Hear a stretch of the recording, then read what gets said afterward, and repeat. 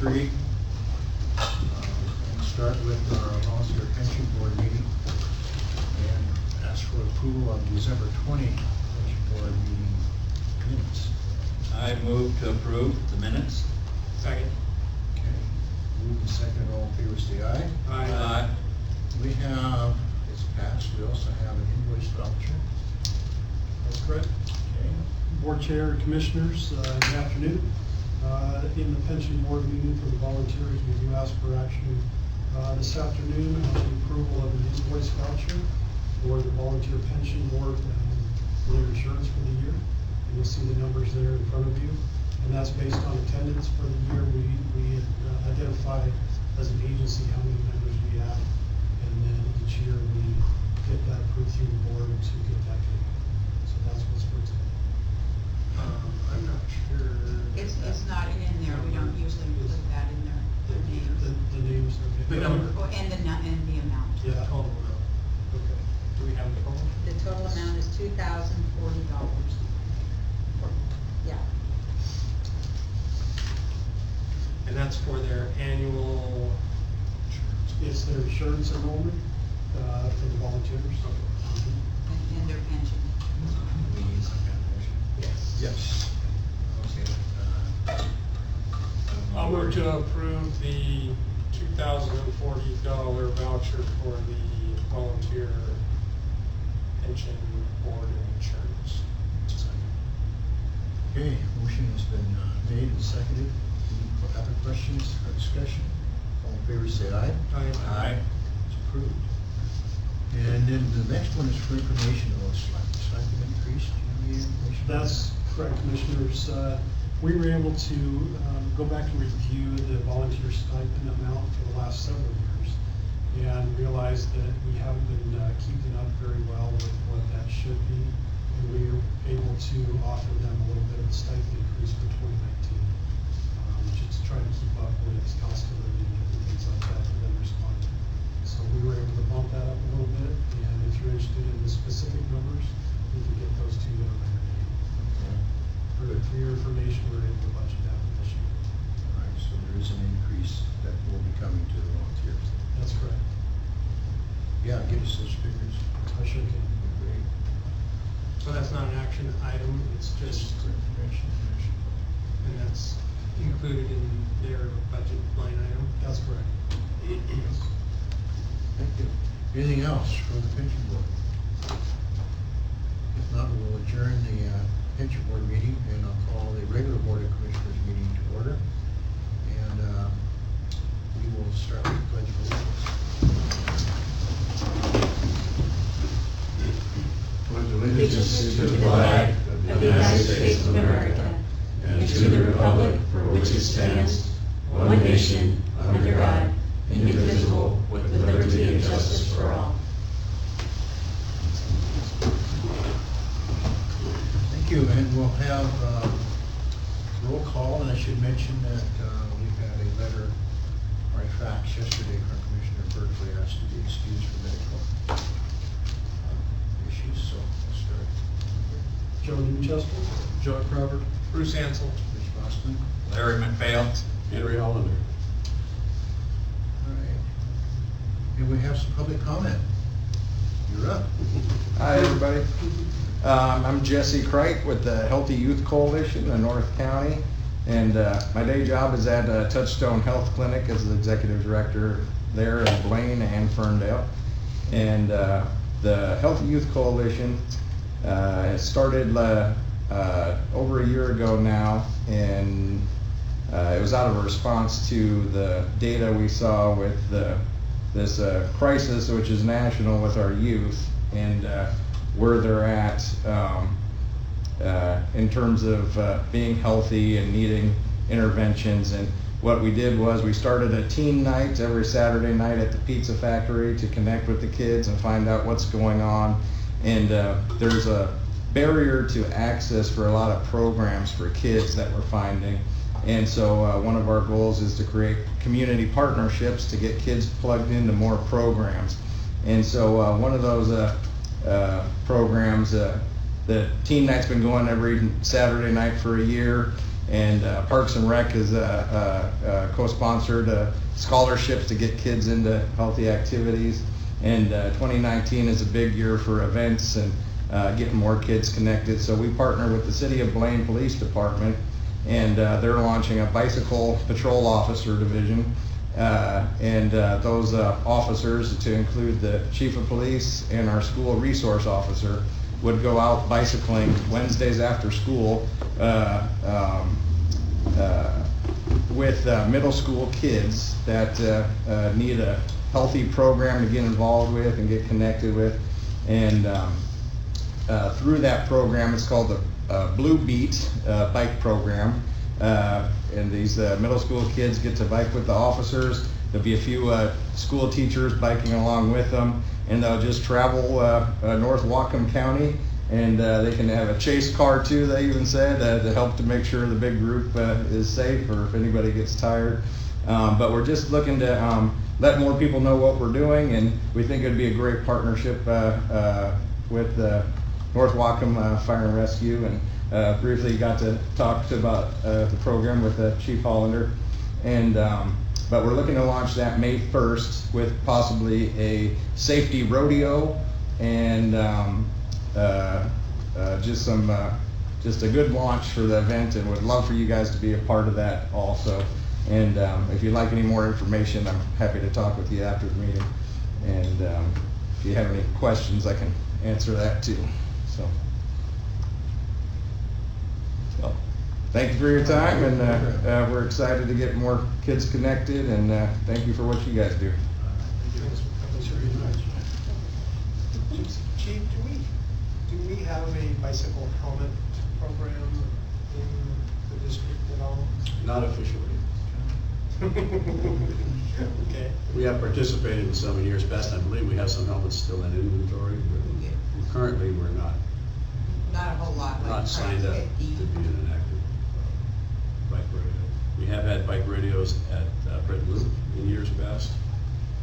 So Maybe we could partner with the local or something and see if they want to be involved in that safety fair. This seems like maybe a good opportunity if they're gonna be doing bicycling to offer up some bike helmets again. I'm speaking out of turn, someone raise your hand and let me know, but. Is that something that would marry good with what you're doing? Absolutely. Yeah, that'd be a great partnership.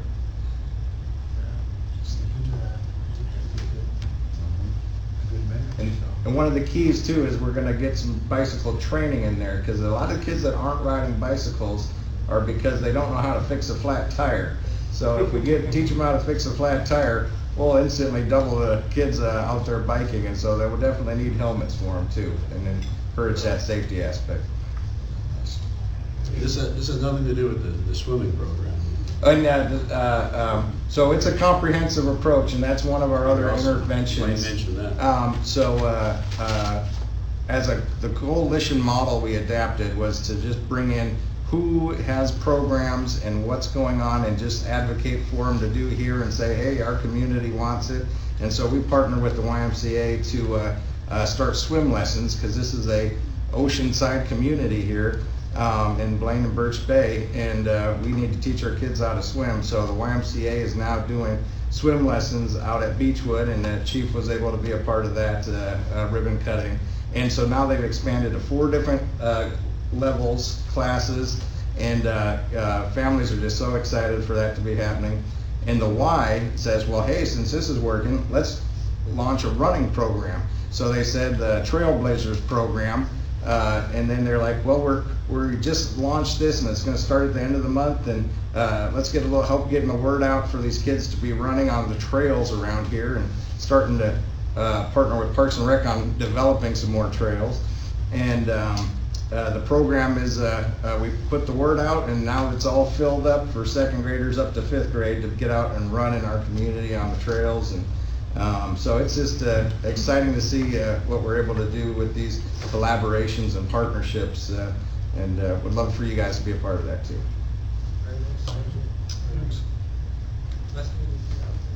I was just going to comment on the helmets. The helmets that we have are from Safe Kids, and so that was a grant that Safe Kids received helmets to all the fire departments who wanted them.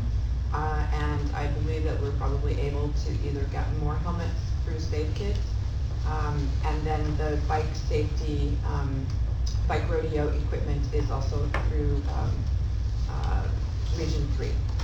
And so we can access that at any time to provide all of the stuff that makes the rodeo. So we can get more helmets if we need, and we have to check the ones we have, some of them may be out of date now. Follow up on that then. Sounds good. Yeah, we'll make sure we have, if you could keep us posted, you're saying May 1st is the date? The of tentative that? launch date. All right, maybe we can stay in communication, we have your information on the Yeah. sign in. Yeah, we don't have his phone number, though. Put it on. Put that on, we'll. Actually, I'll have you. I also believe that the benevolent will provide money or funds to the bike rodeo. So that's now, not the local, but the firefighters benevolent provides that. So if we need money for that, I'm on the benevolent committee, so I can make a request for that. Sounds good. We'll make this happen. Thank you. Thanks for coming, appreciate it. Yeah. All right, we'll move on now to the consent agenda. And these are approved. And we won't, sorry, we won't be offended if you have other things to do. I'm curious, this is my first time at a meeting, so I'll stick around for a little bit, but please don't be offended if I. Yeah. Like I said, we won't be offended if you get up and leave. Thank you. Before we go through the consent agenda, I know there's some questions. Everybody get their questions answered. I still had one about the year-end budget numbers. You want to address that? Absolutely, absolutely. I had a chance to look at your questions this morning. And two of the overages, the main overages, I guess, for 2018 that were listed on that budget were healthcare costs and overtime. Both operating expenses that are unforeseen due to a lot of reasons, vacancies, illnesses, injuries, that kind of thing. So because of the way that the county reports the revenues to us and looking at trends, we have to budget based on what we know for a fact and what we try to speculate. And every year, at the end of the year, we're off a little bit. Usually we're over a little bit, if you will. But we still haven't even received the final revenue numbers from the previous year. The way that Chief Burnett has budgeted that is that he was very conservative, realizing that he thinks he knows what he's going to get in revenues, and he makes those adjustments and makes sure that even if we do go over a little bit in the projected budget, that we're still covered, and indeed we are covered. So the money is there, it just wasn't added into the original 2018 budget because we didn't know it was going to be. So he was very conservative on that, and glad he was. So we're covered. The funds that are available there in the general fund. Next month we'll do a budget amendment to reflect those numbers. So basically, the current numbers are lacking some of the income that hasn't come in yet. That is correct. Very good. That is correct. Thank you. If my memory serves me correctly, that's quite normal in February to have a budget amendment. It is quite normal, and that's on today's agenda for the next meeting in September. All right. And the second item was in Chief Hollander's discussion about the station monitoring. Station fire monitoring? Yes. We can talk about that now, or we can? Well, it was in your report. Right, so what's happened with our fire alarm monitoring equipment over the years, well, actually what's caused this is all of the telephone companies now no longer use copper wire to make connections. All phone lines now go voice over IP. Even your Frontier line and your Verizon lines, your hardwired lines at home, are using voice over IP in one of the sections or the other. So currently our fire alarm systems test every night with the answer, the receiving company that receives the alarm.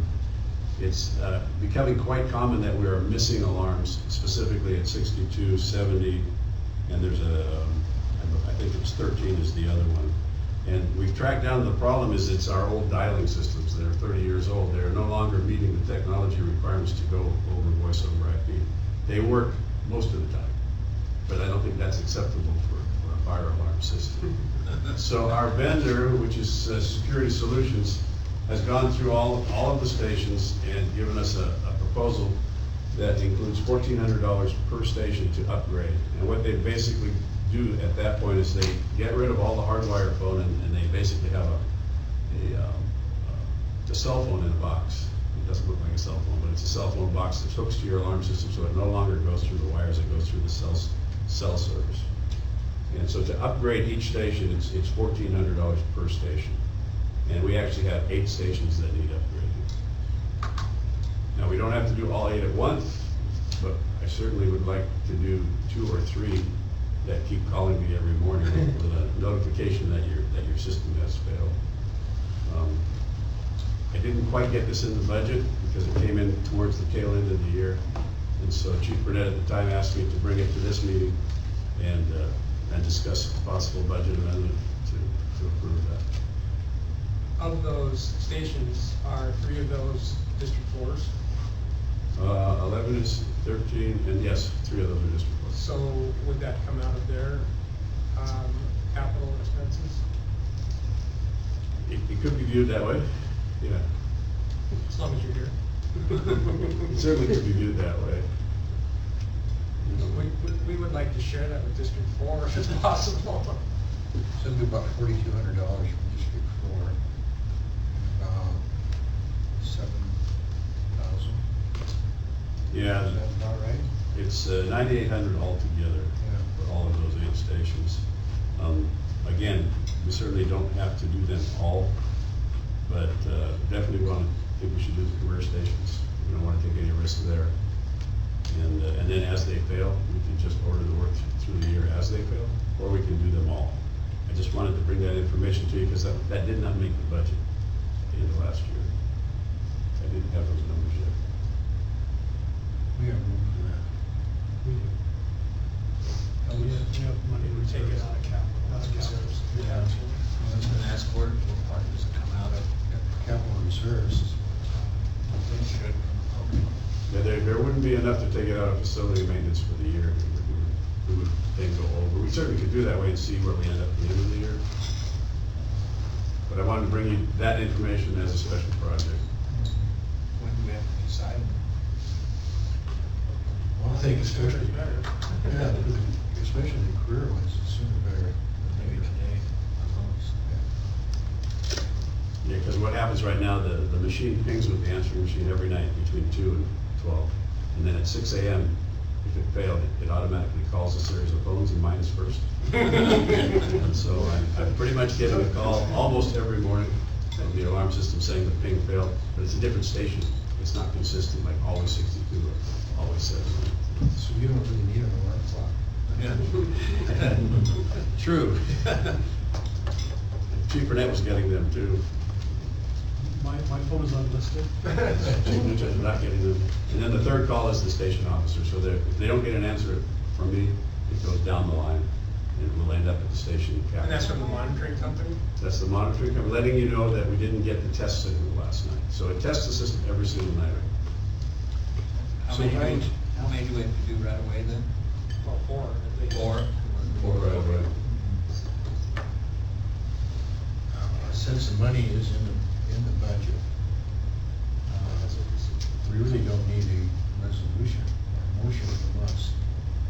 It'll just be, we can make it part of the budget amendment for next. For next year. Yeah. Just kind of want to make you aware. I was thinking the Get your direction of approval. the board is we want to send it sooner than later. And did I hear you right, saying we'll start with the 4? Start with the And then the other ones to trickle in throughout the year? Well, 62 should probably be done also. 62 is the most common failure I get right now. Yeah. And that's going to be staffed shortly, hopefully. So that would be one I would also recommend. And you're saying that 70 also is frequent? 70 is a frequent flyer also. Just do them all. Let's do them. What do you think, John? Yeah. Yeah, I agree. Put that to And money. then can we reach out to District 4 to see if they want to do theirs? That's not a question for me. Can we reach out to just? I'm happy to do that. Lauren, I'm happy to Lauren, talk to if the you're district here? board. Yeah, I think, I mean, obviously, in getting, especially if there's any cost efficiency in just doing them all at once or what have you. Yeah. Some of our systems are over 30 years old, some of our alarm systems. I'm in favor of it. All right. Thank you, Commissioners. Thank you. All right, thank you. Okay, to the consent agenda now, consisting of the staff reports and the meeting minutes and the financial report. And I'll read the numbers for voucher payroll benefits. Direct deposit payroll, $282,952.33. Non-direct payroll, $268.28. Benefits voucher, $169,977.10. Monthly expenditure vouchers, $80,849.09. Capital projects vouchers, $1,189.45. Motion to approve the consent agenda as presented. Move to approve. Second. Moved and seconded. Further questions or comments? All in favor, say aye. Aye. Is approved. Commissioner meeting reports. I went to, we did go on the Whatcom County Fire Commissioners.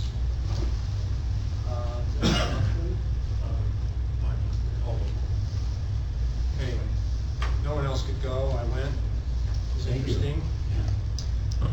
There's a few things coming up though that may be of interest. I don't know if anyone's ever gone to Ledge, but it is on, wrote it down here somewhere. January 24th is the Commissioners' legislative session down in Olympia.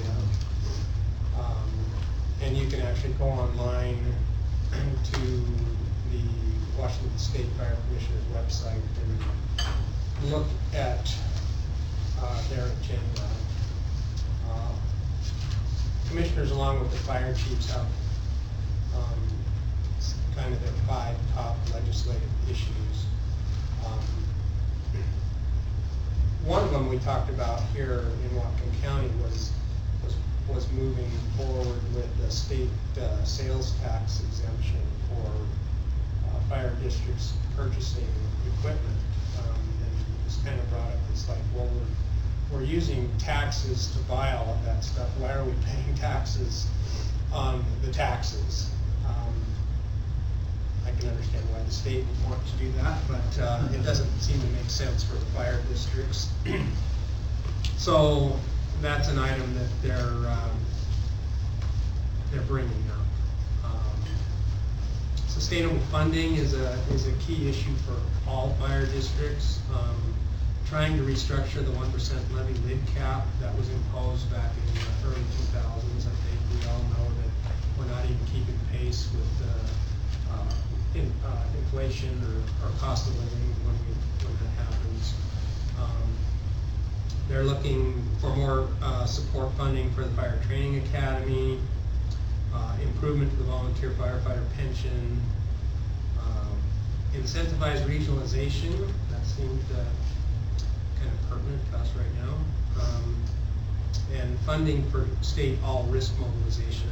I think that one has to do with, initially, I think that only covered wildland emergencies, and they actually realized that there's other disasters and emergencies that happen in the world other than wildland fires, and so in order to get that funding and mobilization support, right now the law only states for wildfires. So if you have a mudslide like happened in Oso, or you have a hurricane, you have whatever, earthquake, latest, greatest thing, it doesn't fall under the all-risk mobilization plan.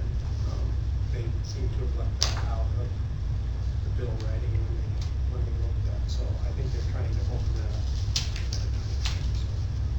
up. Locally, there was a long report, I think you may have all received it, from the new medical director. about 5 pages worth of action items or things they're working on. One thing that the local board meeting did pass was support to write a letter from an attorney about contaminated equipment that is being left at the hospitals.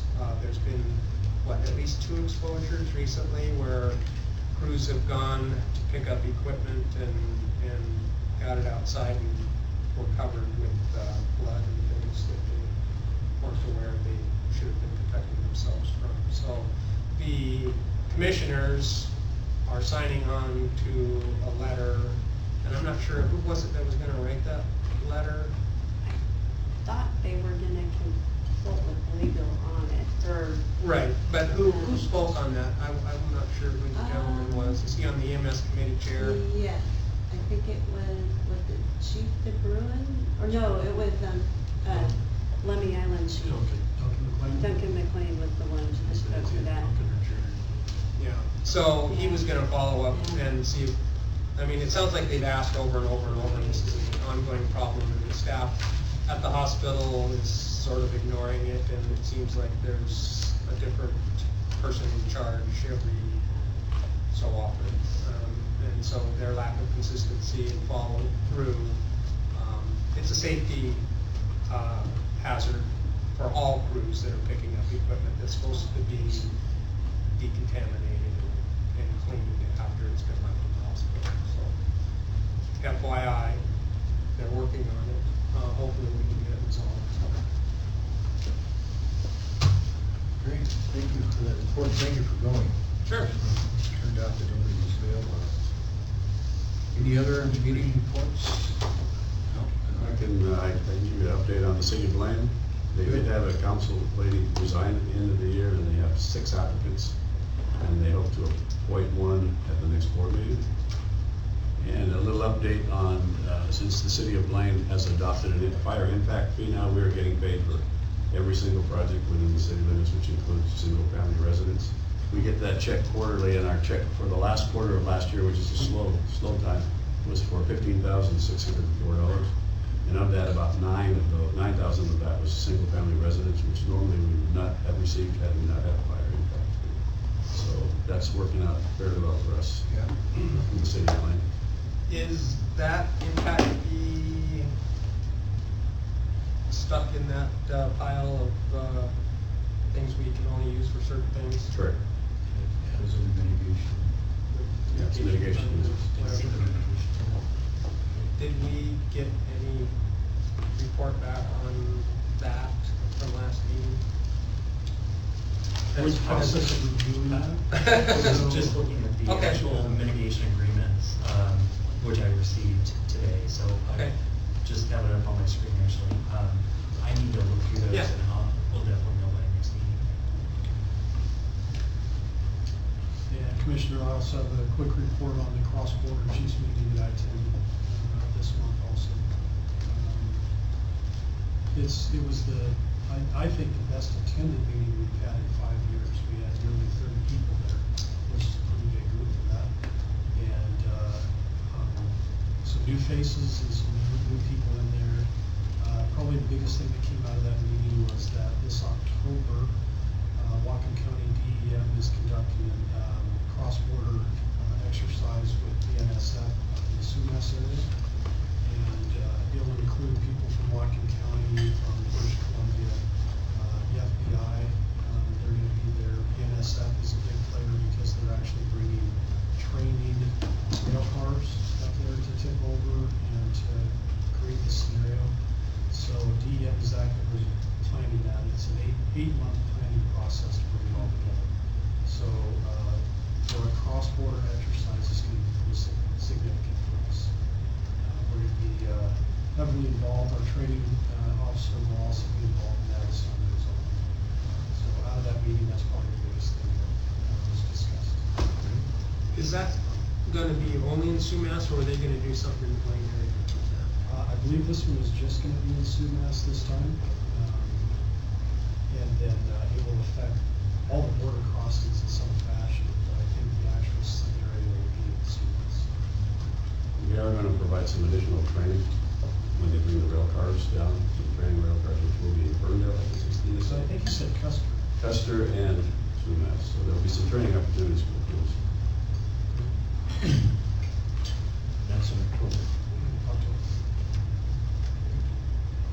Yeah, keep us up to date on it. I should look at it. Okay, anything from the local?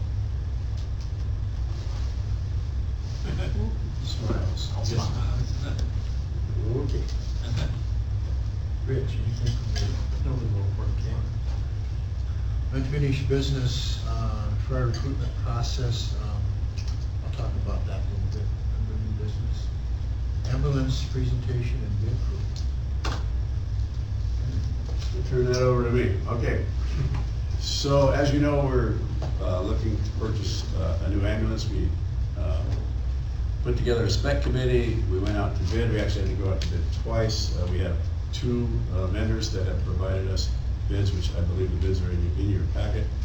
The committee has, and I actually have two committee members that I asked to come, Sean Ward and Elliot, were a big part of the committee, has gone through the spec and provided the fire chief a detailed analysis of what the outcome was.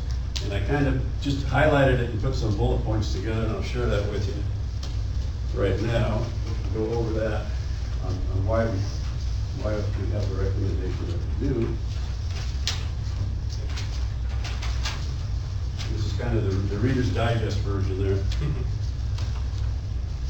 You want one too? So the committee's recommendation is to purchase a new ambulance from Tri-Van, even though it's more expensive.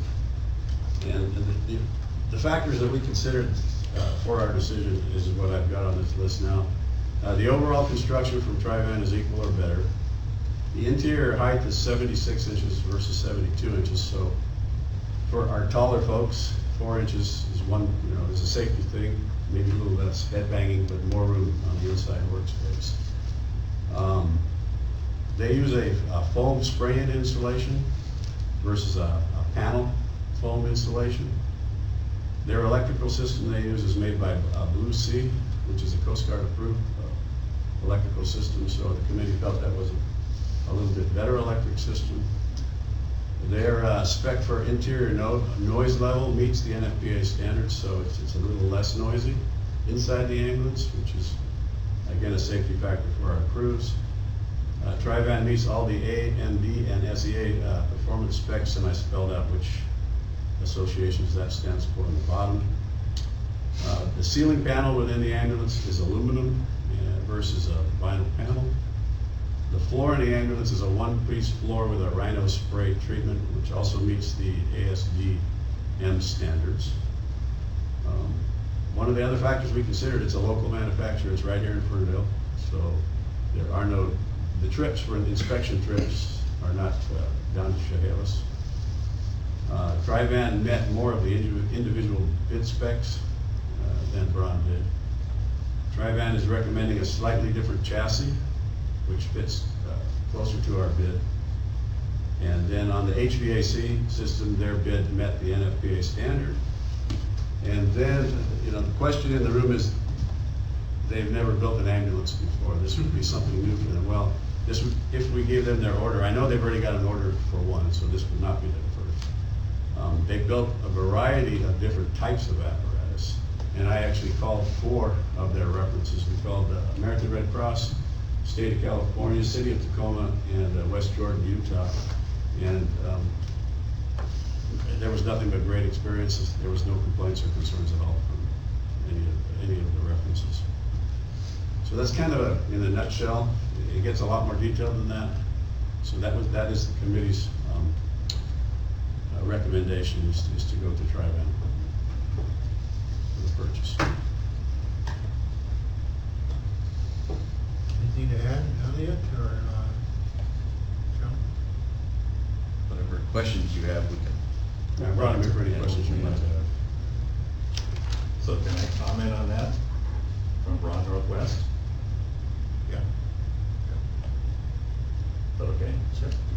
So start with 76-inch headroom. Everything we build is custom built. I built a lot of them 76 inches. Wasn't in the original spec, so City Everett, I just built them 3 that way. We can go as high as you want. We can go 8 feet if you want. That's not a big deal. Just, we don't cut off the aluminum.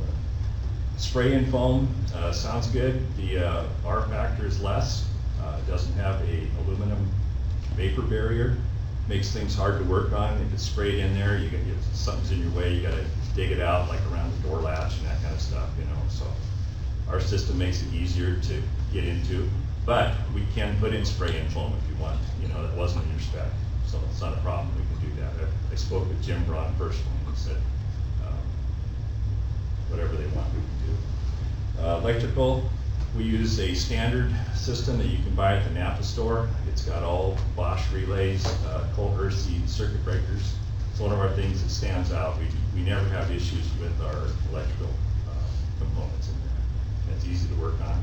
So again, if you wanted to spec some other spec, we can put in whatever you want. Lucy, do a lot of EMUX systems, so sky's the limit. Noise reduction, yes, if we sprayed in the foam, probably get your noise reduction down, which is easy to do. Yes, they meet some of these building specs, but their ambulance bodies, they're claiming they're gonna build it like us, which is a form construction. Anything they built in the past has been snapped together panels that we've seen. Our form construction, we've had it load tested and holds up very well and trashes. So, in fact, we're just built a brand new building and we're gearing up to do crash testing in there. So, aluminum ceiling, not a big deal. We put plastic up there. We put a lot of aluminum ceilings into, not a problem at all. So, just have to tell us that's what you want to change it to. Different chassis, I don't know anything about that. HVAC system, we've just designed a new system, and it's one of our outstanding new features. I've got one out here I can show you. It's called a vertical plenum. In the past, we had the heat coming out high. The attendants would get hot, grandma's down there on the cot freezing. So not only we made it so the heat, you can divert it down low. Also with the vertical plenum, it's taken away a lot of the noise. That was one of our complaints in the past too. And it's basically our standard build now. So we can do that, no problem. Other than that, I know, you know, you're spending $10,000 more. They never built one yet. They're one for Block 14 is supposed to be delivered December 15. I don't think it's done. So, I mean, if you sign up today, we'll tell you the date we'll have it done, and we'll meet your needs. So, anyway, any questions? Me? Okay, comments? What's the date? What period of time are we talking about for District 21 for this ambulance? For delivery? Yeah. 8 months. And both have box warranties, lifetime box warranties on them. So the warranties are the same. And I might add, we've been building your rigs and taking care of you for 20 plus years.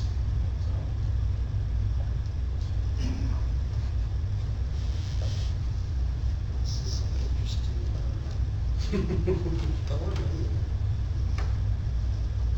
I've only had experience with Braun personally.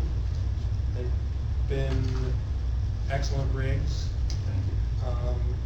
If you look at their website and see who they've built rigs for over the years, the list is immense. I guess I'd be curious from the committee as to why we think, other than that they're local and close, I appreciate that, we would go with the untested, untried company versus one with the history that Braun has. And I don't mean to play him on the spot, especially. No problem. Sitting here. I really got nothing negative to say about Ron. Yeah. Ron's provided all of our ambulance in the past, and the relationship has been fine. So, and there's nothing negative to say about it. It's, a lot of the thought went into, we did take a large account for them being a new company, somebody that's not built ambulances, but they've built, I mean, you can build a box, and you can test it, and you can crush test it, and you can do all the testing you want, and it'll still meet the same standards as an ambulance will. Their box is a box. It's a welded box. We went and visited their facility. The facility is just as top notch as I would expect any company that's selling that type of equipment to law enforcement, the Red Cross. The Red Cross is their only. Red Cross only buys from them. All their Red Cross response vans that go out to all over the world, or all over the United States, excuse me, are only bought through Tri-Van. Cal Fire is another one that utilizes a lot of their box rigs, and they still have to meet the same crash restraint requirements as an ambulance would. And so the build itself is going to be comparable, and that's why we're not looking at saying, well, bronze is less than Tri-Vans as far as the construction goes. They meet the same standards and requirements for crash testing. One of the big things that we looked at was, normally with an apparatus, you go down for a pre-construction meeting, you go down for a mid-construction, you go down for pre-paint, then you go down for pre-delivery. So you've got basically four visits you have to go do. To do that properly, it's sending 3 people down to review it, mechanic, probably 2 members of the committee. It's going to cost overtime. We looked at that factor as well. And we also looked into the factor that we have a company that has got 20 plus years in business. Now granted, maybe not building ambulances, but they've got 20 plus years of business building fire type apparatus, fire type equipment, people haulers, which is us. We also have the opportunity to be a lot more involved in our construction phase and our building phase of this apparatus that we've never really ever had a chance to do. Gives us an opportunity to, Elliot on his way to work or on his way home, stopping in at Tri-Van and walking through the rig and seeing how the construction's going and seeing if there's a problem or maybe something that they didn't notice that we did, or he notices that might be a better location for a piece of equipment or something like that. Where we've never had that opportunity to do with any manufacturer. I'm not just picking it out of Braun. It could be any of the manufacturers, fire engines included. So that was one of the things that we looked at too, is that having that local ability to have a larger say on how that rig is developed and built, and it gives us a great opportunity to help a company out get their foot in the door. Right now, we really only have limited ambulance companies in Washington State that are even willing to bid for us. We had Braun and we had Tri-Van. Really didn't have anybody else that really had a desire to bid for us. And and it gives us another opportunity. At one point, 20-something years ago, Braun was brand new in the market too. And everybody's got to have a start. Everybody's got to have a chance to start. We didn't just look at them as they're a brand new ambulance company. We looked at them as a company that has been in business for 20 plus years. They put out a very good product. We looked at a couple of their apparatus that they were getting ready. One was just getting ready to be sent down to West Valley, Utah. It was their SWAT rig. And I'll tell you, the fit and finish on it is as good, if not, in my opinion, better than what we see in a lot of our vehicles that we have right now. And those were some of the things that I looked at. I always look at fit and finish. I look at the build of the construction, their welds, how they're welding the rig together. I'm not an engineer, but I have an architectural background, and I've got a little bit of engineering background, so I kind of have a little knowledge of it. And when you go in and you can see how somebody hand welds aluminum, and it's not a bunch of puddle welds. It's a nice smooth weld. You look at how they're spaced and how they're evenly laid out into the weld channel. It's good welding. And I'm not saying that there would be anything different in Braun. I'm just saying that if I'm going to compare a construction to a construction and the quality that they're putting out now, I honestly would say that we're going to get a relatively close product, especially with a brand new company that's building their second ambulance if we accept it. Sean, let me ask you this, I've seen the Tri-Van cop ones. Overall height, are we gonna be able to get in and out of St. Joe's? Yes, yeah, the actual adding of that little bit on the top is not gonna cause us any issue getting in and out of the hospital. The biggest problem is we got guys that are over 6 feet, and we have a lot of noggin knocks. A lot of head banging. Yeah, so, and I'm sure that, like I said, I'm sure that Braun can do the same thing. It's not that, that's a complete issue, so. What's the deal on the chassis? What, The main chassis difference is that Braun, they order a chassis a certain way. They order a specific chassis, it comes with specific rims, specific internal components. We're trying to make these things as firefighter use design as we can. We don't want the luxury components of things. The way Tri-Van orders them is that they order them with vinyl seats and the vinyl interior. Braun does not order them that way. They order them as a separate design, and their seats are clothed, and then they have to go back through and recover or replace the seats to bring them to that vinyl level. There's an increase or a change in price on rim. I mean, this is minor. I think it's $700 when they're going. Our spec is gray rims, like on all our ambulances. All their rigs come in with white rims. So to change that was an upcharge of $700 to change them from white to gray, whereas Tri-Van's already ordered them pretty much the way that we are asking the spec to be. And it's minor stuff, but Just a different trim package, I guess, because they're just, And that's- it's basically the same chassis, except for their chassis already comes with vinyl seats and gray wheels, where theirs one doesn't. So what chassis is it? Is it it's a 450 or? Ford E450. 450 V10. Yeah, we're gas. switching to gas now from diesel, Can I regardless. speak one more time? So the chassis, we can order you whatever you want. So as far as the vinyl seats, you cannot get it in an ambulance prep package. We know that for a fact. So there's other options that we can do for you. Yes, we can send them out and have them recovered. I've just found a company now that we found some that custom fit, slip right on in vinyl. In fact, they was just at a fire station a minute ago and talked to them about that. But you cannot order an ambulance prep package with the options. If it's available, we could order it. And we don't order a standard chassis. We send you chassis specs. You can do whatever you want to it. You know, you gave us a set of specs to build it by. You didn't have, all these stuff in there.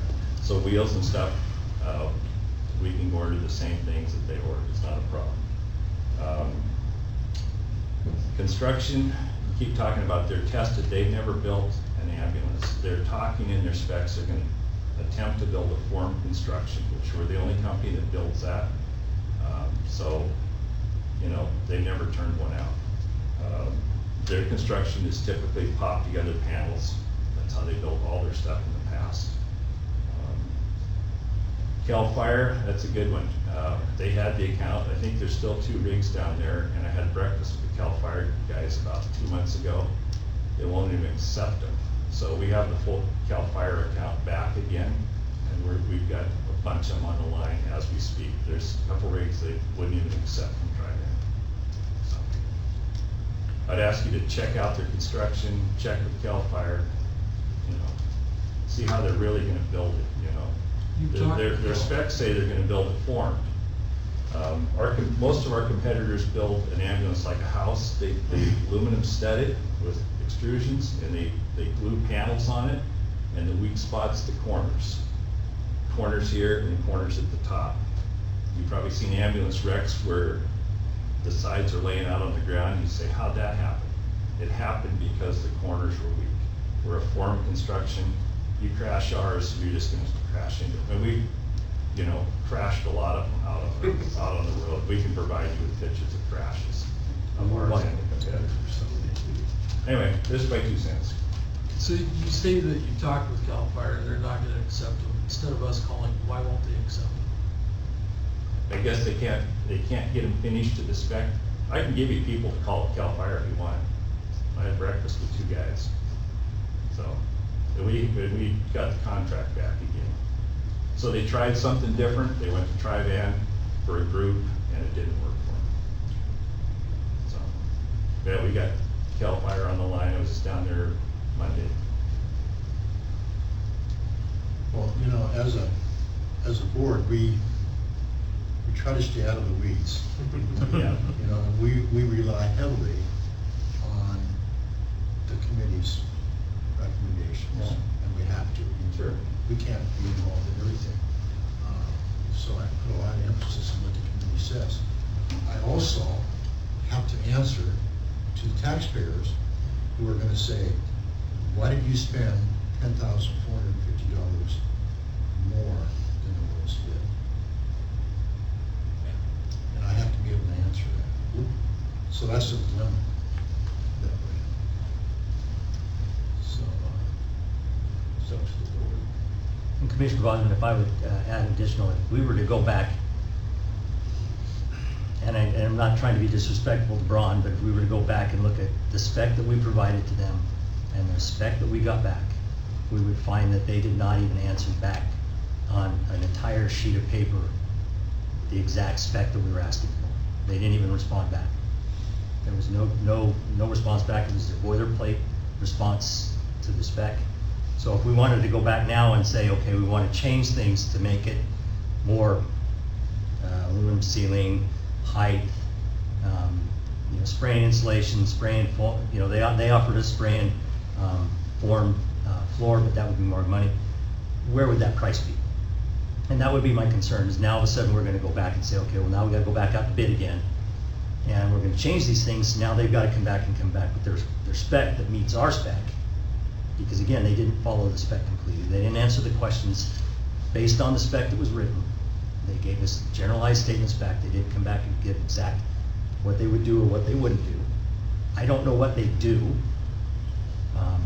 You know, we can use the example of the HVAC system. The NFPA states that it has to heat the box up within a certain temperature and has to cool the box up within a certain temperature timeline. There was nothing in that whatsoever in Braun's spec statement that they would be able to meet that. It just said that they would provide an HVAC system. Now granted, they've come up with a plenum system that might be able to put that out. But again, those are the details of a spec. When you put a spec out, you expect the answer to your spec is going to be either greater or better, or there's going to be a sheet of exceptions to it, and there wasn't. And that's another thing that concerned me, in the sense that we were receiving just basically you brought Braun from us forever, this is what you're going to get. And if we wanted to do changes, then all of a sudden now we're at this point now where we've got a bunch of changes that Jim's saying that he can do without any problem. What's that going to do to their price? And are we going to be back up in that $10,000 range by the time we get everything all ironed out and settled in the dust, and we're apples and apples? And so that's one of the reasons why we really looked hard at. Again, the spec is sent out for a reason. We try to not deviate from that, you know, and if they do deviate from it, we expect them to reply with exceptions to said spec, and they didn't. I guess I'll have to check that, because we always reply to anything we don't meet spec to, we send a detailed report on it, so. I can if we provide did- you, if I we can didn't provide do you it- your book, Jim, and it Yeah. doesn't show anything. So, I apologize, I'm not trying to get No, I don't. in an argument with you, That's but I mean, fine. that's the Yeah. truth on What do you think, Bill? I don't think we're comparing apples to apples right now, to be honest with you. I agree, if we're gonna add 4 inches, what does that do to the cost if we're going to meet? I mean, if the Tri-Van, I'm assuming all the stuff that you listed here, that was in our spec, correct? I believe. What I'm hearing is that Braun's price doesn't include. And I don't have it's on my computer. I don't have Right. it right now. So, or in essence, we have 2 bids, one's lower than the other, but one doesn't have all the things that you expect, so. And I don't mean to interrupt, sir. I wanted to also make sure that we're following the letter of the law, so that if I was to, I mean, that's one of the reasons why we went back out to rebid this time. I didn't want to have us sit down and call Jim and say, okay, here's all the differences that we found in your spec, what's your price now? Because that basically is giving them an unfair advantage. And so if you give us direction to sit down with Jim and have him come up with a rebid, and based on what we found is definitive differences in their spec, we would be more than happy to do that, and see what we could come up with. If it's going to make the price closer, and we can bring it back next month. I would just suggest that we hear from legal.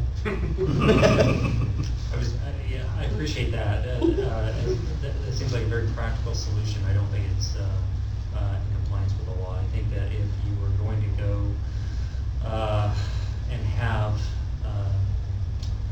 Braun redo their bid so that it's more in compliance with the spec, I think you would have to advertise again and do a full rebid and put everybody in the same footing. What happened with the initial bid? I mean, why did we go out for a rebid? Was it over our budget? There were some items that we priced out and found out that the two bids were different. So there was a few items that we deducted and found out what the cost of those were. So we thought, well, we contacted each one and found out what the prices of those items were. And to be fair, we thought we should go out for bid again and do that properly instead of yeah. That was recommended by Rich to go back out to bid after the changes in the last bid. And Commissioner Ansel, those were items like, they're auxiliary items. They're items like the radios, the portable suction unit that we can buy locally, usually cheaper. Those items that you always throw into the spec, and then, when the bid's too high, you go, okay, well, we can pull those out and buy those aftermarket cheaper locally than we usually can, Firecom and those kind of things. And that's what happened was there was communication with one and then the other, and it was kind of got convoluted to the point where we felt before we cross a bridge that we don't want to cross, let's go back out to bid and make sure that everybody's on the same playing field. And those items were deducted and asked for rebid on. So on the rebid, were these items listed on the rebid? Yes, yeah, the things that we have right there on that were. These were things you requested? No. We're not. So we were apples to apples when the bid went out. Everybody had the same specs. We sent out a spec, and then when we rebid, we minused a few items so that because there was a difference in how much each item of those ones cost. So we to make sure that, well, one manufacturer, they would charge more for a product than this manufacturer did, so let's just see what it turned out after they both So mined them out. just so I understand how this went, the specs went out to both. Correct. Both of them met those specs. No. No. They did not meet it. So if a person does not meet the specs, are they not disqualified? Technically, that's a decision that you gentlemen can make. I mean, our recommendation based on that is, these are bullet points of things that are met in the spec by Tri-Band that were not met by Braun. Do you mind if I speak to that? Yes. Ordinarily, if a bidder does not meet the specs, you can declare the bidder not responsive and not consider the bid. If the bidder can't meet the spec, but I think this bid allowed for exceptions to be listed. So common practice is if you can't meet the spec, then you can list the exceptions so that those can be considered. And that's what happened here. So you can consider both bids, but what the auditor has said in the past is, you have to make your selection based on the bids submitted at a given time. That's the competitive process. If for some reason downstream you decide you want to make a change, that's fine. You can do a change order to the contract. But what you can't do is negotiate with one bidder in advance to Right. get a better price. That's what my point is. So what's your recommendation on this? Legally, what are our parameters?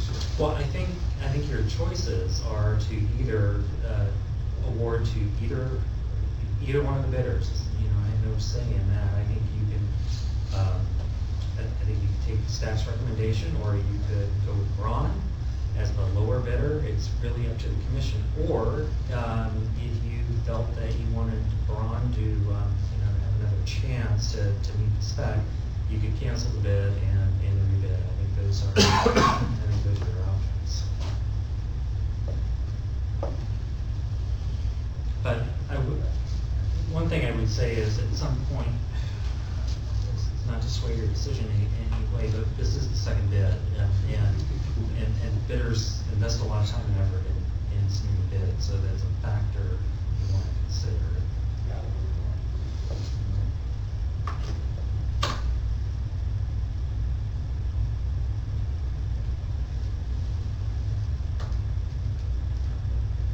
Open to suggestions. I've got a whole sheet of factors of why we should go with Tri-Man, so let's see why we need to be around the bush. So you're voting me to go and try that? Yep, Based on the recommendations of the committee.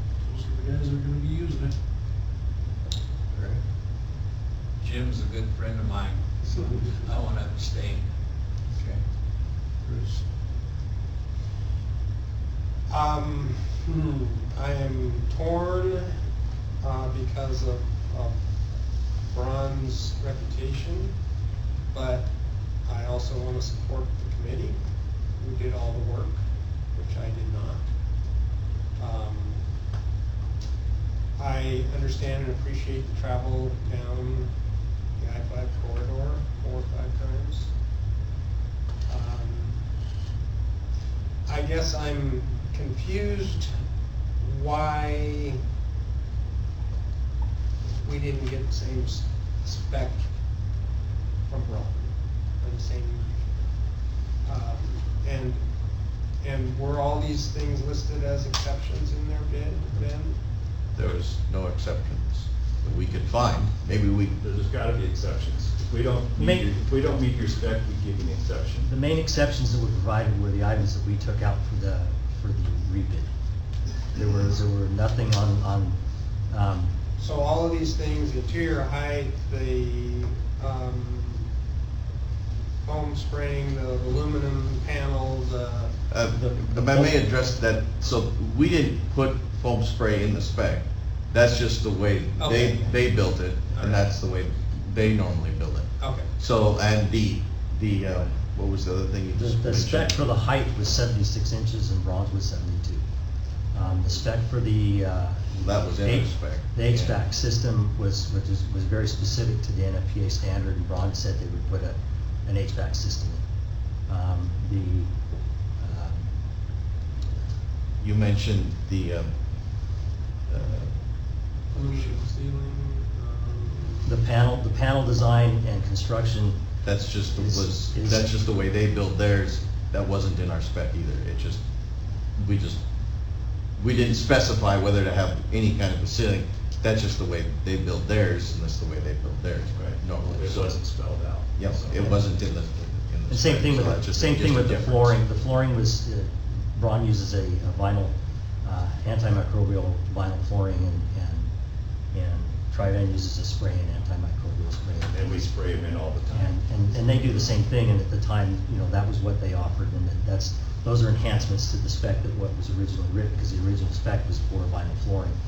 And obviously Tri-Van came back with the spray, and Braun said they could do that, but it would be, again, an additional cost to do so.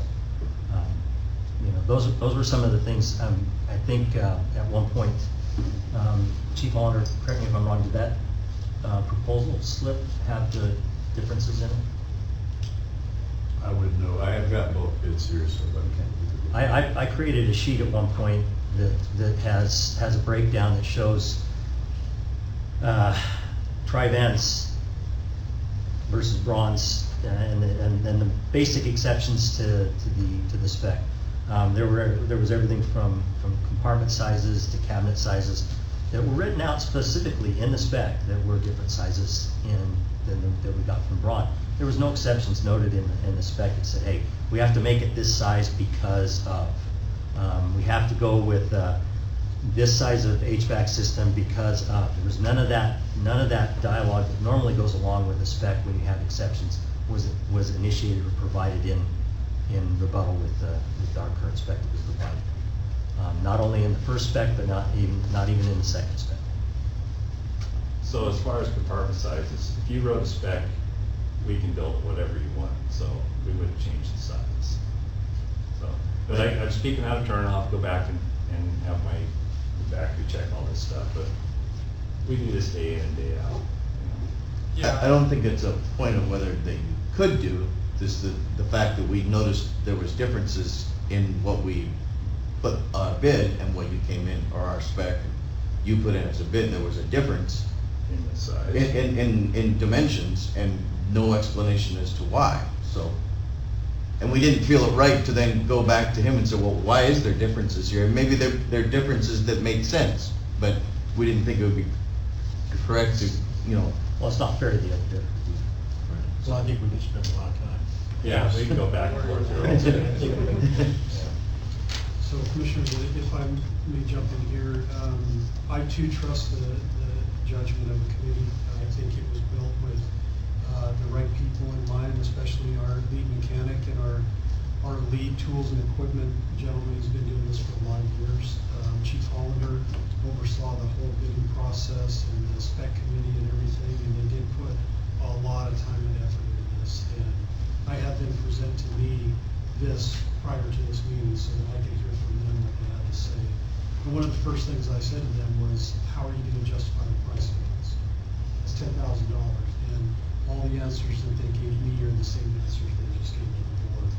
And I felt comfortable after their presentation that I would support their decision to go with Trident for those reasons, along with everything that they've listed here. So in my position, I feel like it's a good decision.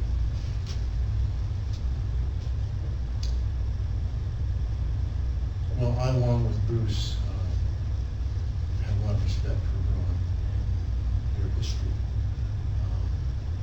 But I think we owe it to committees that we appoint to put a lot of weight on their recommendation. So my feeling is to support the recommendation of the committee.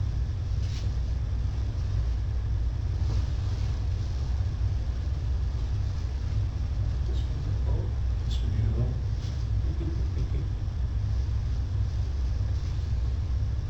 So the committee's recommendation is to award the bid to Trident. Which I support. Larry abstains. I didn't abstain. John supports. I do. Guess we will vote. I will support the committee's recommendation. Thank you for your work. Thank you. Thank you for your time, man. Yeah.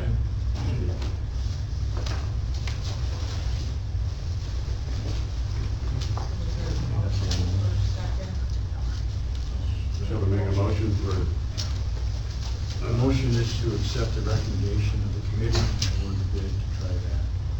Second. Which is, I would make that motion and second that, John. All in favor, say aye. Aye. Everyone abstain. Thank you, gentlemen. So it was a tough decision for us too. I know. Sorry to put that, sorry to put that heavy I decision on you. came in here just totally expecting it to be wrong, especially with the bid, but hearing from the committee, they have a lot of, Yeah, this will be a good test. Yeah. I mean, we'll find out in the I future. hate to be the test case, but, Well, there'll be some, I mean, the fact that it's Ferndale, does that save us some I-5 runs for? Oh, yeah. yeah. Yeah. I mean, that We supports. the roughly $10,000. calculated the labor at about $6,500 Yeah. for all the time for 3 trips, just no. It seems like you'll get some of the 10 grand back there. Yeah, no, I, Yeah. And the punishment, the drive through Seattle. Yeah. well, Thank you for your decision and apologize for having to play it. Well, that's why we got a case this year. Yeah. Big money. And I I'm confident, Rich, that we're okay on legal grounds. You're absolutely. All right, resolution 2019-01 is for SCBA surplus.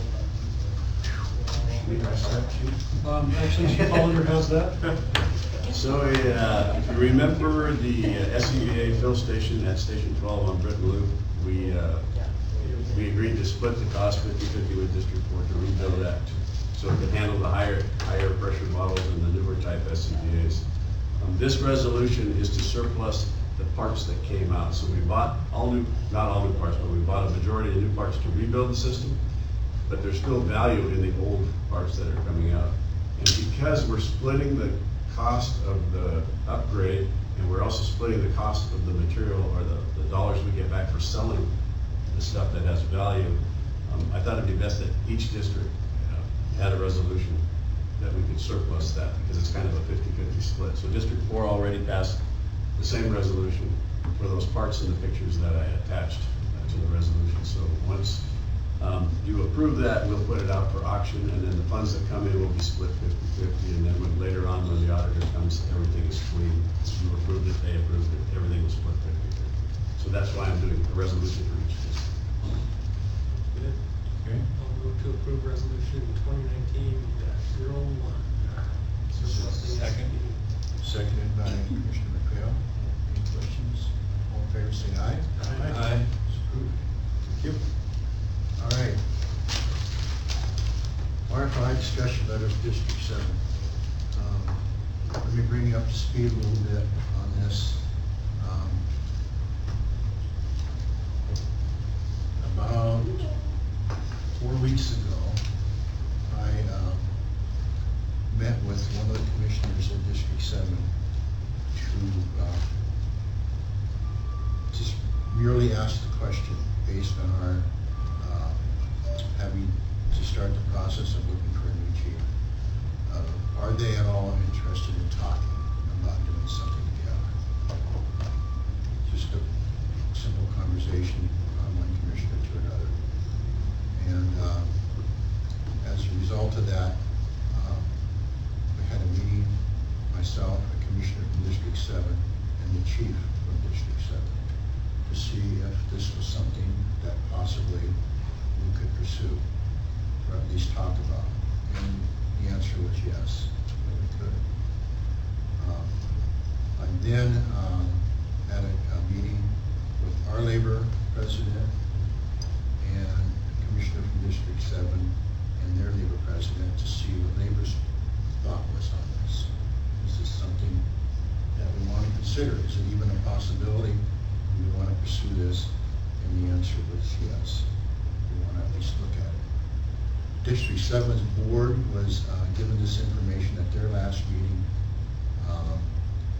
Their request is that if we want to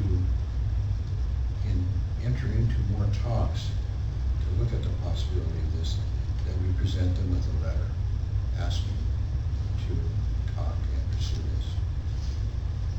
So that's where we're at. Just write a letter. That was their board, or that was their labor? That was their board. Their board is waiting for us to make a formal request to enter into talks. Now, I won't say that everybody's in favor of it,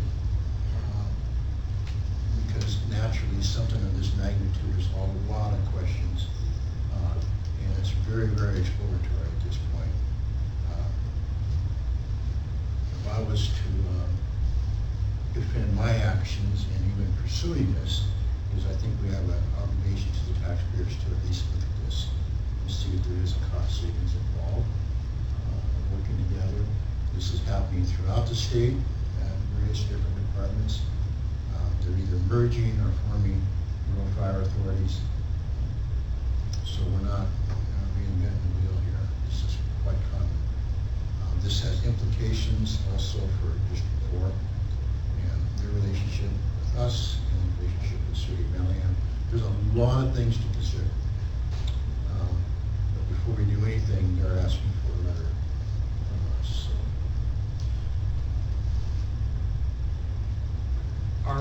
Is District 4 in favor of this as well?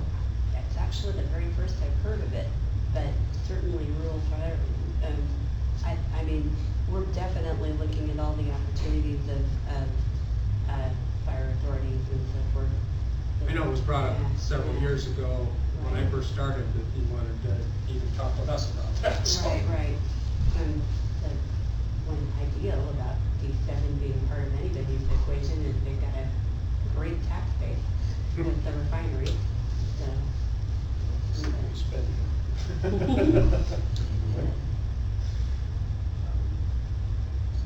I'm in favor of, sending a letter. I mean, it doesn't hurt to talk. I think you're also talking about this in relation to our, fire chief recruitment process. That's, And that this would sort of put that a little bit on hold until we find out one way or another if they're interested, because that would change the whole dynamic of hiring a fire chief. You would hate to go up through that cost and time to hire a chief here, go into an RFA agreement, and now have two fire chiefs that may be at odds with each other. Yes. So I've been through this recently with a couple of large agencies down in Sandwich County, and there will be a lot of questions.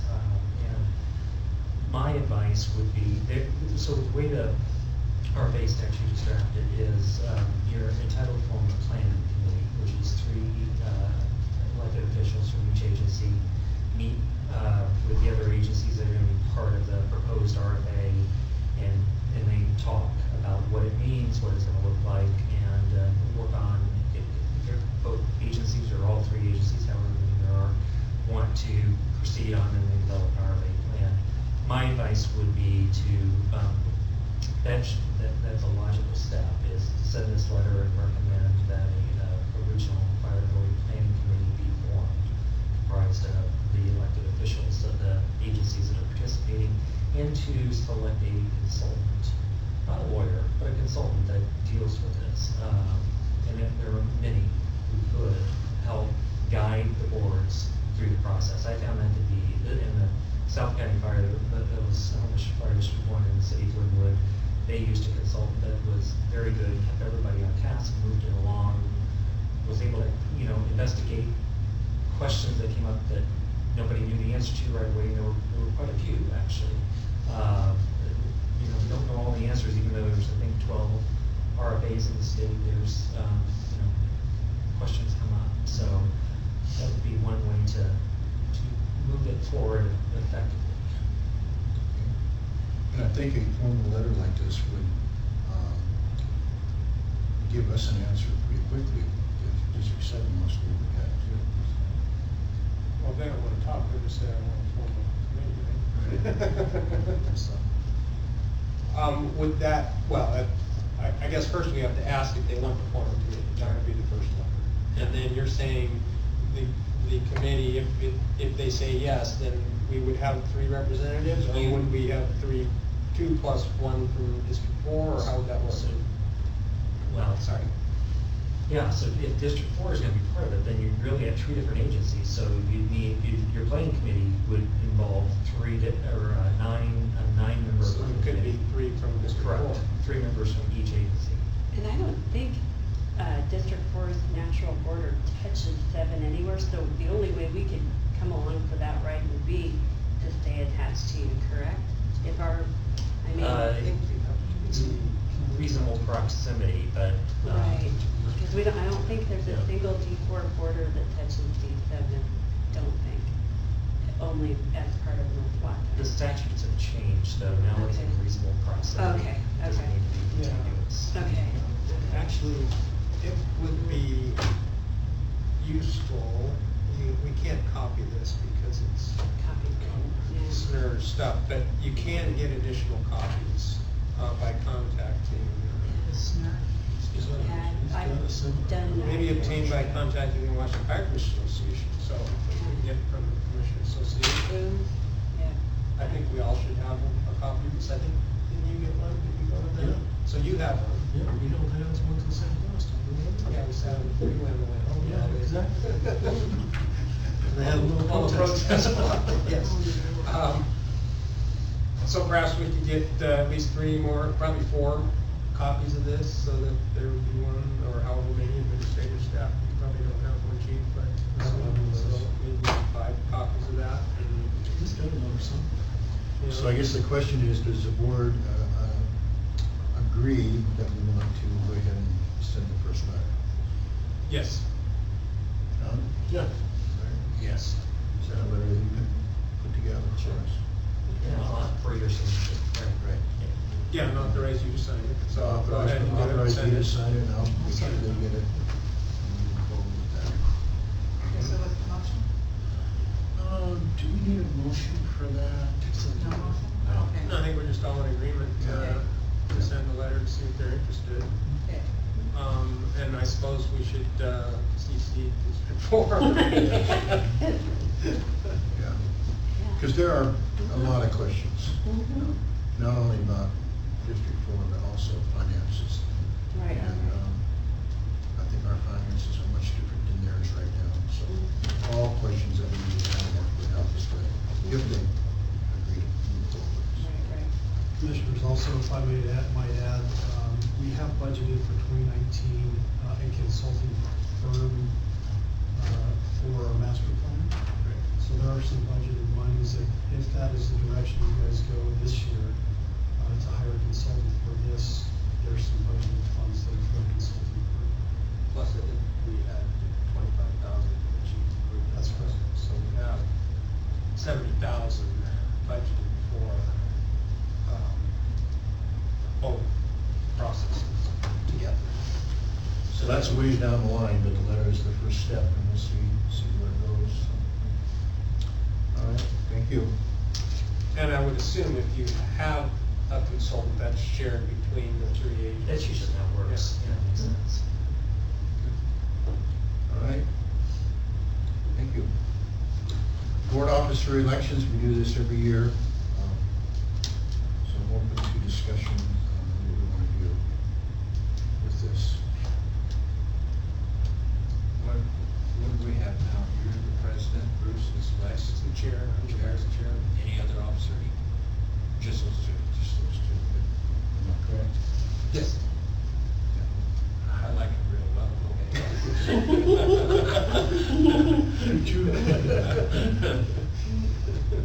I second that. Normally I would say I've been board chairman long enough, and I'd like to hand it off to someone else. But I think we're going through so many changes right now. Yeah, we are. I don't think it's a good idea to Change horses. change horses in extremes. I'm willing, if Bruce is willing, we'll stay with where we're at. You okay with that? I'm good with that. I mean, as always, if you need anything, I'm certainly available, and I think we've been able to work together very well that way. So, you seem to have,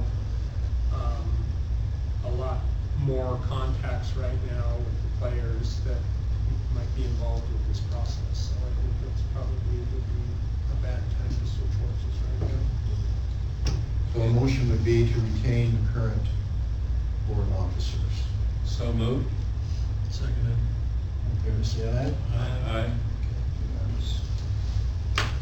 Policies and procedures, we have Division Chief of Operations policies. Yes, Commissioners, Board Chair, I presented to you today a policy, and hopefully you got that a few days ago for your review. But it's the Division Chief of Operations job description, a little bit different than the Assistant Chief. I felt it was necessary to make sure we have this in place before we temporarily fill that position for Division Chief. So if you have any questions specifically on that, please let me know. It is very similar to an assistant chief, except for the minimum qualifications. What's the date for filling this position? Do you have a date for that? My hopes would be to get that position filled before the end of the month. I was hoping to speak with you gentlemen in executive session tonight about a few of these details. Okay, any comments about the resolution? I compared it to the assistant chief job description, and I just had a couple of questions.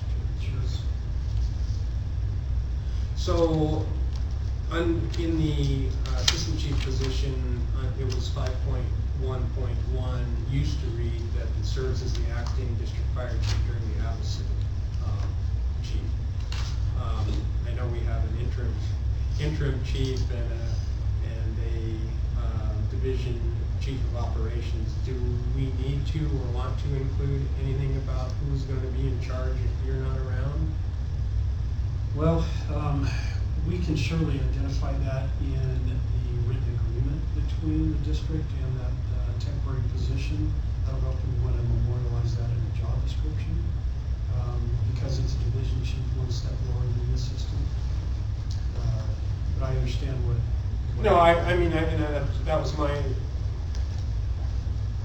thinking, your thought process was, I mean, normally, yes, if you had a policy for an assistant chief, that would be automatic, and would that be automatic for a division chief? I guess maybe that person would be available to step in line if the chief or assistant chief were absent. That would be my assumption as well. So, in lieu of having an assistant chief, I guess it's not a big deal. 5.2.1 talked about serves as the chief of operations for all fire department emergency operations, which that was taken out. I'm just kind of highlighting what I saw in the 3.1. I just want to clarify, maintains the operational annual budget. I think it's a semantics issue. The assistant chief assisted with the development of an annual budget. When this reads 5.3.1 maintains the operational annual budget, are you saying specifically that it's the operations division annual budget? That is the portion of the overall fire Right, budget. and would it behoove us to maybe clarify that a little better? Because when I read the operational annual budget, that could mean at first glance the whole budget.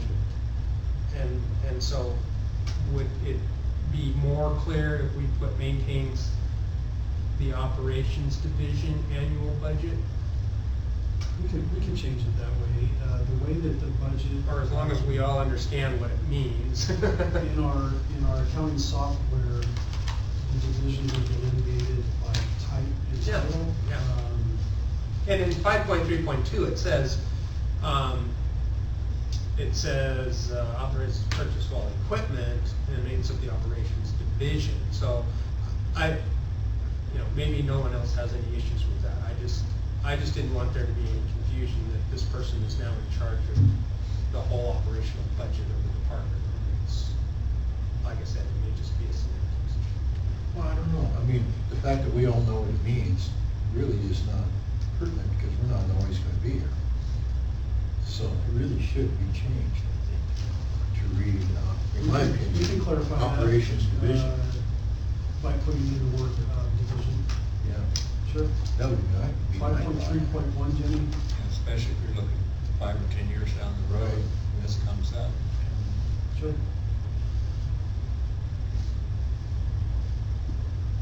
Does that make sense? Yeah.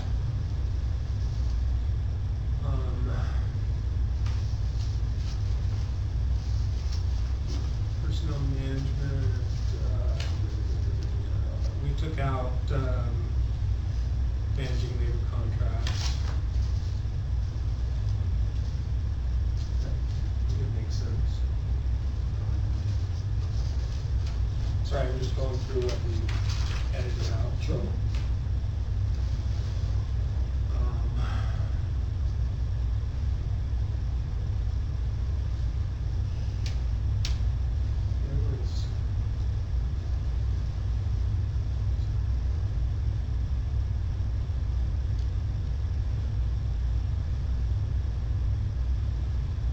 I guess just, this doesn't really have anything to do with the policy, it just has to do with the expectation. .4.6 communicates information to ensure all personnel are informed of decisions, actions, requirements, status, obtaining established levels of service. To me, this is probably the most important sentence in this whole policy. I'm just taking my soapbox here to highlight it. I think whoever this person is needs to be able to communicate with all the personnel so that everyone in this organization is on the same page. My concern right now is that we have 4 independent stations that are doing a great job, but I bet if we walked into each one of them, they would each have an individual identity that may not be the same as the whole organization.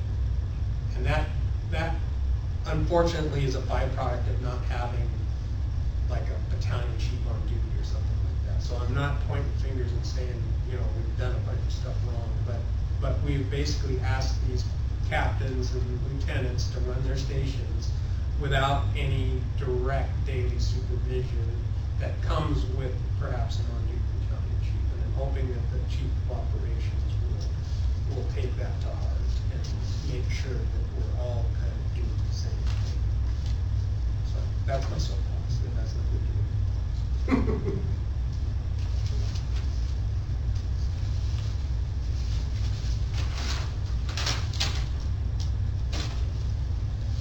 That's it. I'll step down. All right.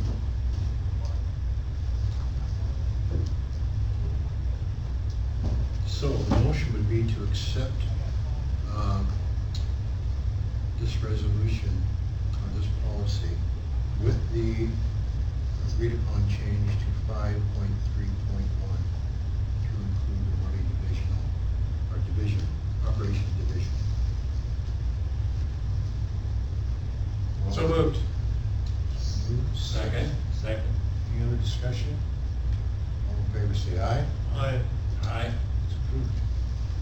Thank you, Chief, for Thank you very putting that much. together. Next board meeting is February 21.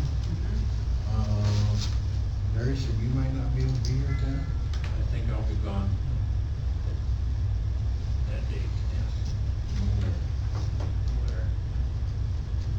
I will be back. Bruce, good. John? Mr. Peterson? Which is good. So far. Okay, no public comment. Next meeting agenda. I do have one announcement. One announcement. It's not on there that I just was informed of at 5 before noon today, that Chief Newbold from the city of Bellingham will be resigning next month, March the 15th. So the chiefs are falling like flies. Isn't he fairly new? In the overall scheme of things, he's one of our newer chiefs, yeah. He's officially resigned, and they made that announcement at the end of the operations meeting 2 hours ago. I think he's been here 7 years. Or so. So that could mean more changes with the city of Bellingham. Nobody knows yet. And isn't Chief Ralston retiring? Same time as me, 1st of June. How many days? 134, but I'm not counting.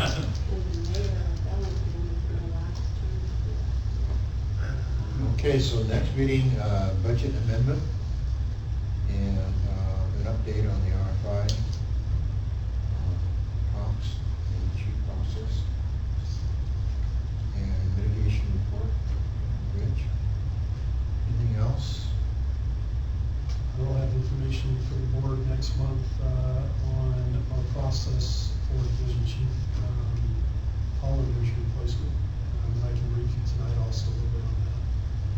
I'll have more to follow next month as well. Anything else? If not, we're gonna break for executive session for RCW 42.30.110G. G, evaluate qualifications and applicants for public employment or review the performance of public employee. I would guess that we would be back by 3 o'clock. If it's longer, we'll come out and let you know. Give me a couple minutes. We'll take a 5-minute break and then we'll start.